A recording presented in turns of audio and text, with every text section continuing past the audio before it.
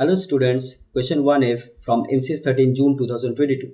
Disprove that for all A belongs to R, for all B belongs to R, if A square equals to B square, then A equals to B. Using a counter example. तो students ये बहुत important question है। ये question आपको इस तरह का question आपको मिलेगा मेथड्स ऑफ प्रूफ के अंदर ब्लॉक 1 यूनिट 2 में। देखिए ये क्वेश्चन का सलूशन समझने से पहले आप लोगों को ये वीडियो देखना ही होगा। क्वेश्चन 1E यहाँ पर मैं लॉजिकल क्वांटिफायर क्या है, कंपाउंड स्टेटमेंट क्या है, स्टेटमेंट क्या है, ये सारे चीज़ का मैंने थोड़ा सा डिटेल समझाया। तो ये सॉल्यूशन जो क्वेश्चन जून 2022 का ही क्वेश्चन है 1E, पहले वो देख लीजिए। इसका लिंक मैंने डिस्क्रिप्शन बॉक्स में दे दिया। ये देखने के बाद ही ये वीडियो देखिए, ठीक है। अच्छा, तो अभी स्टार्ट करते हैं इस क्वेश्चन का सॉल्यूशन। देखिए इस क्वेश्चन को पहले यहाँ पे आपको समझना होगा ये क्या है। ये एक प्रेडिकेट फंक्शन है जहां पर ये एक स्टेटमेंट है, ये एक स्टेटमेंट है, ये दो स्टेटमेंट को एक कनेक्टिव से यूज किया गया है, कनेक्टिव से कंबाइन किया गया है। और ये कनेक्टिव क्या है, एक्चुअली कनेक्टिव है जो है उसका नाम है इफ देन, ठीक है, इफ देन। तो ये होता है इसका कनेक्टिव का मीनिंग। तो ये एक्चुअली क्या होता है, कंडीशनल। जब ये कनेक्टिव यूज करके हम लोग कंबाइन करते हैं स्टेटमेंट को, दो स्टेटमेंट को, तब वहां पर ये हो जाता है कंडीशनल स्टेटमेंट। ओके, नेचर होगा उसका कंडीशनल स्टेटमेंट। और यहाँ पर ये होता है क्वांटिफायर। ये सारी चीज मैंने क्वेश्चन 1 में समझाया, पहले उसको देख लीजिए। अच्छा, तो अभी आपको डिसप्रूव करना है। अभी डिसप्रूव करने का मतलब क्या होता है, फॉल्स प्रूफ करना कि ये जो स्टेटमेंट यहाँ पे दिया गया है, कंबाइंड स्टेटमेंट दिया गया है, कंपाउंड स्टेटमेंट दिया गया है, या आप बोल सकते हो मॉलिक्यूलर प्रोपोजिशन या स्टेटमेंट दिया गया है, इसको आपको डिसप्रूव करना है। डिसप्रूव करने का मतलब फॉल्स प्रूफ करना है। और फॉल्स प्रूफ करने के लिए आपको काउंटर एग्जाम्पल यूज करना है, मतलब कुछ एग्जाम्पल यूज करना है जिससे ये डिसप्रूफ हो जाए, मतलब फॉल्स प्रूफ हो जाए। अच्छा, इसको तो मैं करूंगा ही, इसके पहले समझ लीजिए। मान लीजिए आपके पास कोई एक स्टेटमेंट को डिसप्रूव करना है, ओके, यूजिंग काउंटर एग्जाम्पल। तो मान लीजिए वो स्टेटमेंट आपका P है। तो P एक गिवन स्टेटमेंट है। तो इसको आप कैसे डिसप्रूव करेंगे, मतलब इसको कैसे प्रूफ करेंगे कि ये फॉल्स है। आपको यूज करना है काउंटर एग्जाम्पल। तो इसके लिए आपको करना क्या होगा, इसका स्टेप्स ऐसा होगा। पहले आपका P स्टेटमेंट का निगेशन लेना होगा। ये निगेशन का सिंबल है, ओके, निगेशन मतलब नॉट का सिंबल है। तो P स्टेटमेंट का एक नॉट वाला स्टेटमेंट लेना होगा, ओके।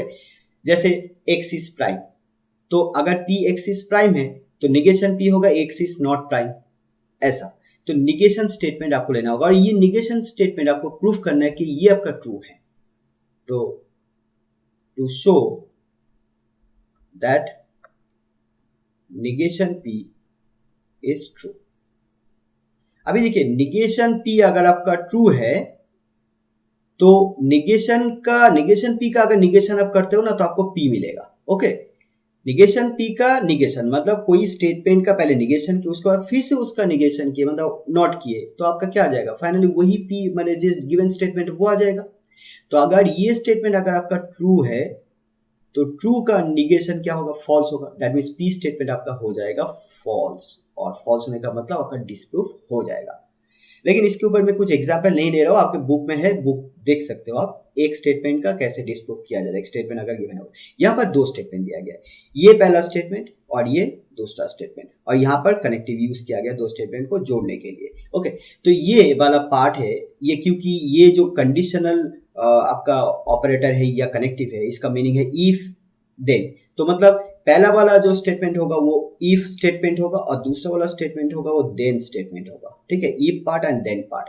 तो आपको इस तरह का प्रेडिकेट फंक्शन को अगर आपको डिसप्रूव करना है तो इफ स्टेटमेंट को आपको ट्रू एक्चुअली आपको दिखाना है, एंड जो देन वाला पार्ट है उसको आपको फॉल्स दिखाना है।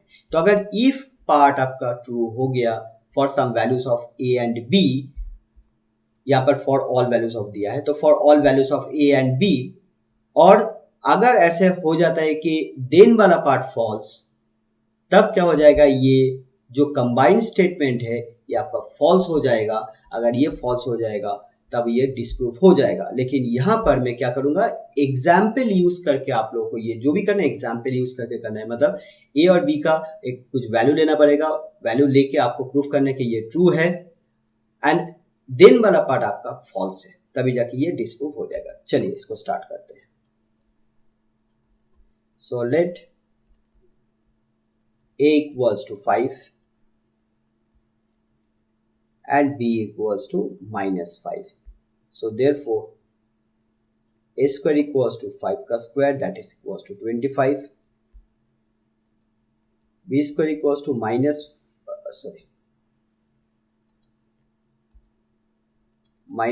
का square, and we all know that -5 का square कितना होता है, 25 होता है।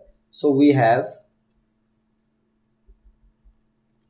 a square equals to b square, right? a square equals to b square आया, but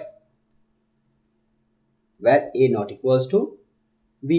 जैसे कि मैंने बोला था कि ए बी आपका फॉल्स प्रूफ करना है, इक्वल्स टू बी ये आपका फॉल्स प्रूफ करना है, तो हाँ ये फॉल्स, ये आपका क्या है, ये फॉल्स है। ए और बी इक्वल नहीं है, यहाँ पे तो बोला इक्वल, लेकिन हम लोग क्या पाए, यहाँ पर ए और बी इक्वल नहीं है, दैट मीन्स ए और बी इक्वल्स टू बी, ये आपका फॉल्स है।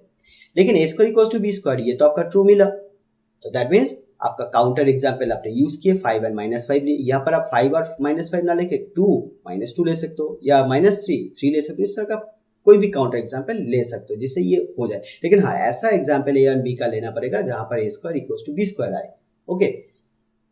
और जब A square equals to B square आएगा तब ए इक्वल्स टू बी कभी भी इक्वल नहीं आएगा, वो हमेशा नॉट इक्वल आएगा, ठीक है।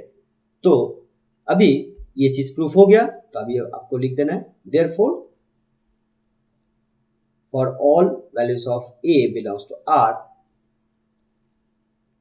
for all values of b belongs to R, if a square equals to b square, then a equals to b, ये क्या हुआ, डिस्प्रूव्ड, ओके। ये डिस्प्रूव हो गया, फॉल्स हो गया using counter example. I think इसका सोल्यूशन आप लोगों को समझ में आया। अगर कोई भी डाउट है, कुछ भी अगर डाउट रहता है, आप लोग मुझे कमेंट कर सकते हो। वीडियो अगर अच्छा लगे तो लाइक दीजिए, वीडियो को शेयर भी कीजिए, ओके। और जो स्टूडेंट अभी तक चैनल को सब्सक्राइब नहीं किया, चैनल को सब्सक्राइब करके पास में बेल आइकन को दबा दीजिए। Thank you.